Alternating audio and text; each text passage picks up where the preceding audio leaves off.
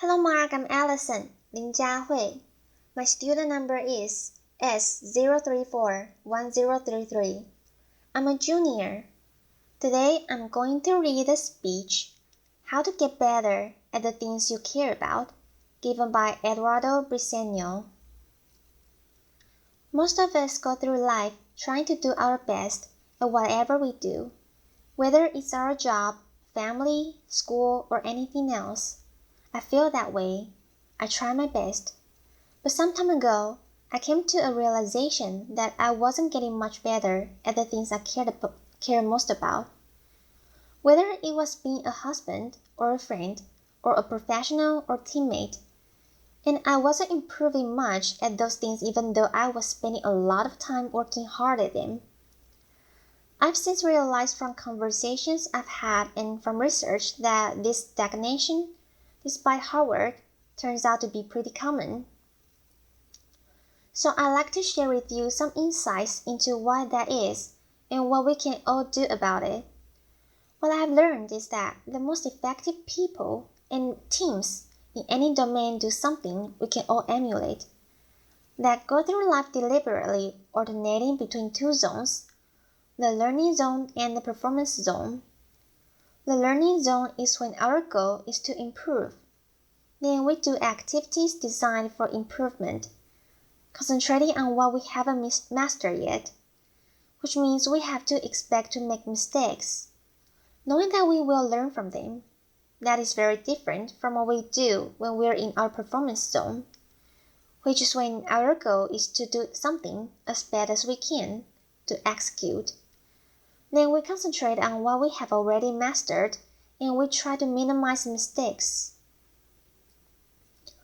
Both of these zones should be part of our lives, but being clear about when we want to be in each of them, with what goal, focus and expectations, helps us better perform and better improve.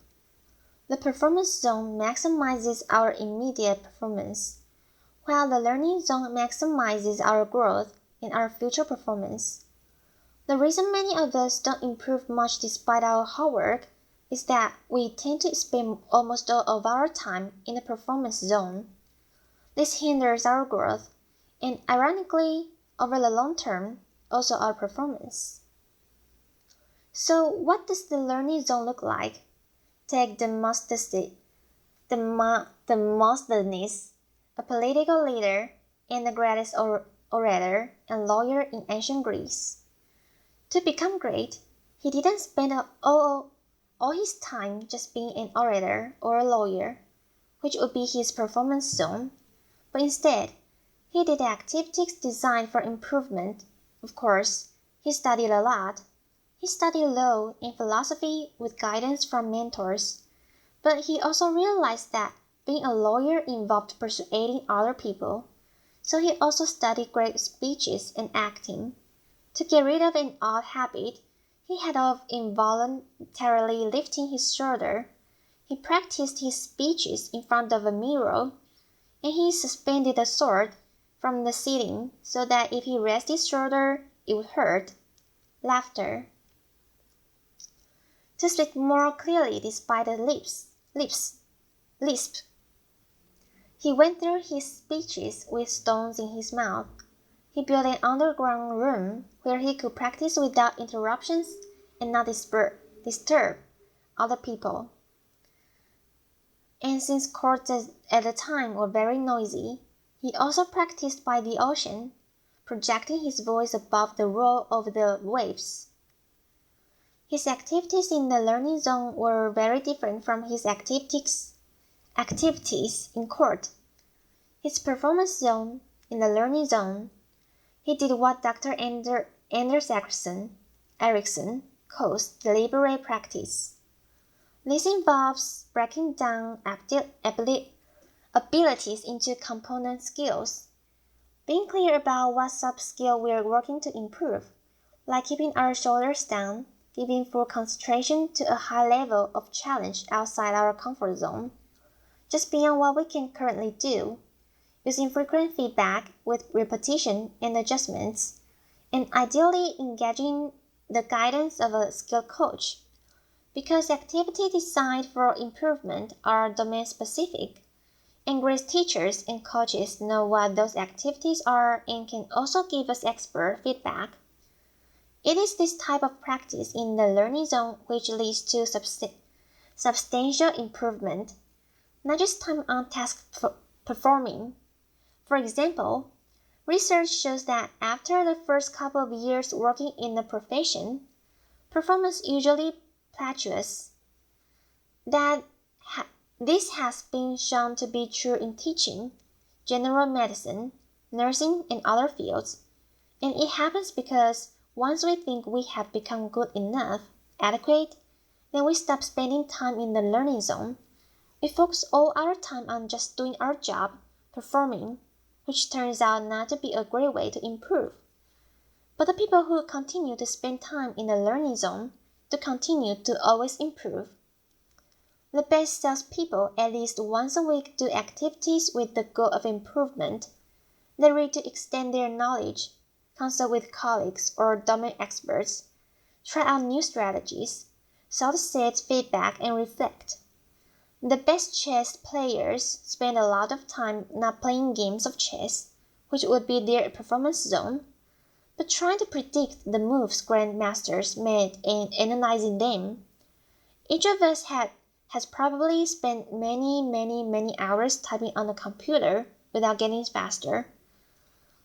But if we spend 10 to 20 minutes each day fully concentrating on typing 10 to 20% faster than our current reliable speed, we will get faster, especially if we also identify what mistakes we're making and practice typing those words. That's deliberate practice.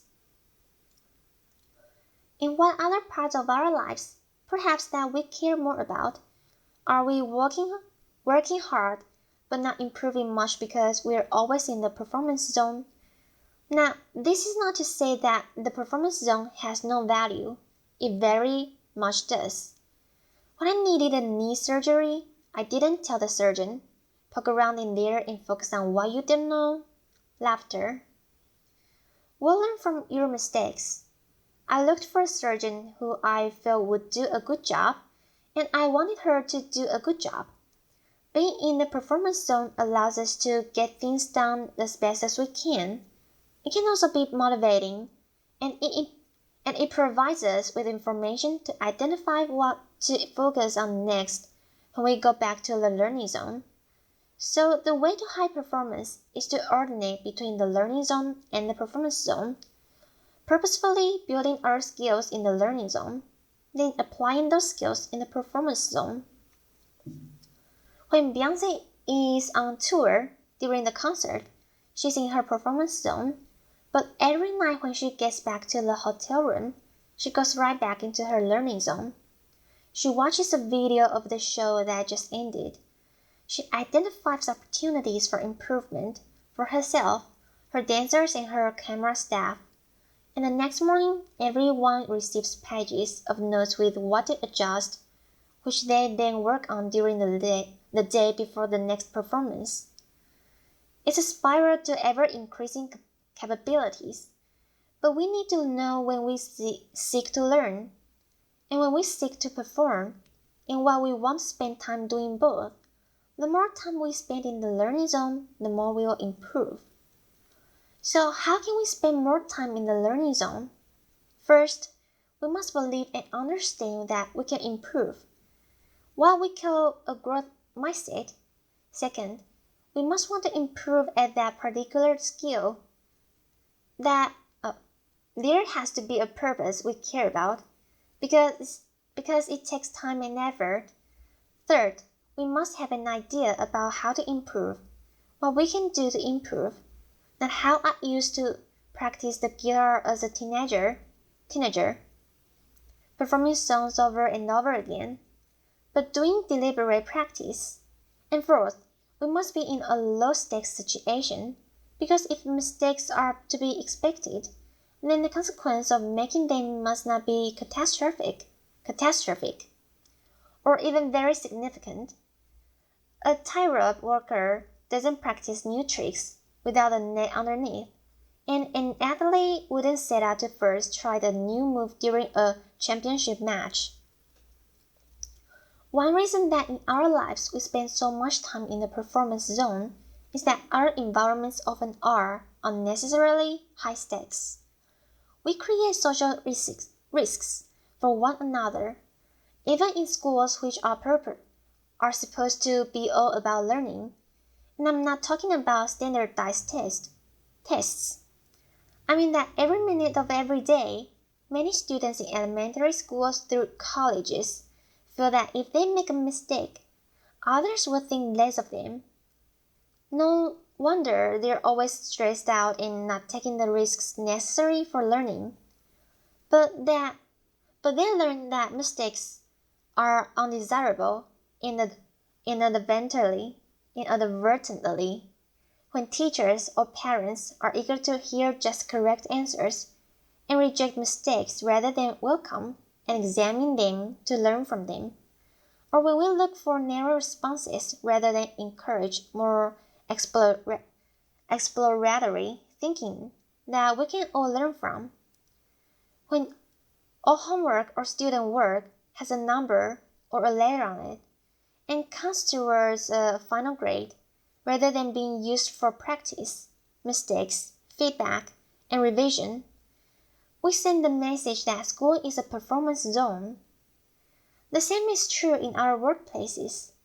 In the companies I consult with, I often see flawless execution, cultures which leaders foster to encourage great work, but that leads employees to stay within what they know and not try new things.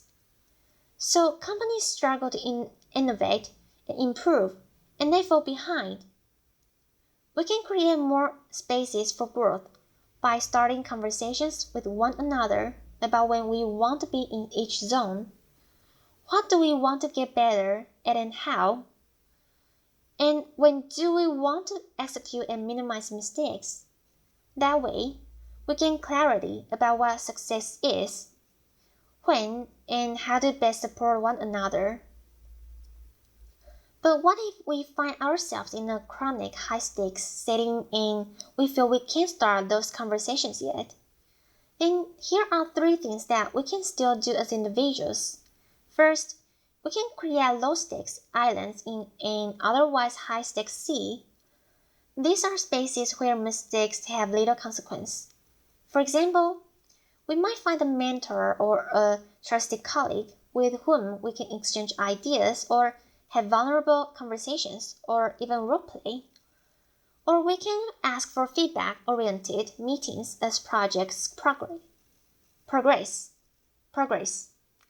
Or we can set aside time to read or watch videos or take online courses. Those are just some examples. Second, we can execute and perform as we are expected, but then reflect on what we could do better next time, like Beyoncé does. And we can observe and emulate experts. The observation, reflection, and adjustment is a learning zone. And finally, we can lead and lower the stakes for others by sharing what we want to get better at, by asking questions about what we don't know, by soliciting feedback, and by sharing our mistakes and what we've learned from them, so that others can feel safe to do the same. Real confidence is about modeling ongoing learning. What if, instead of spending our lives doing, performing, we spend more time exploring, asking, listening, experimenting, reflecting, striving, and becoming? What if we each always had something we were working to improve? What if we created more low-stakes islands and waters? And what if we got clear within ourselves and with our teammates about when we seek to learn and when we seek to perform, so that our efforts can become more consequential, our improvement never ending, and our best even better? Thank you. Thank you, Mark.